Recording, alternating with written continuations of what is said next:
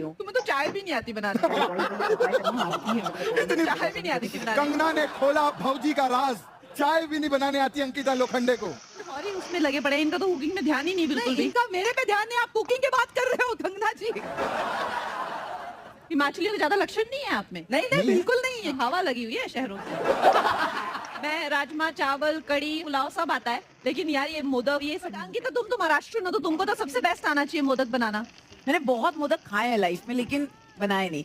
अभी जैसे हमने कभी हलवा बनाया नहीं बचपन में, लेकिन हमें आइडिया है वो कैसे बनता है, तो तुम्हें तो आइडिया तो होना चाहिए। आप कह रही हैं आपने हलवा कभी नहीं बनाया, आपने बड़े बड़ों का हलवा बनाया है। बाद में सब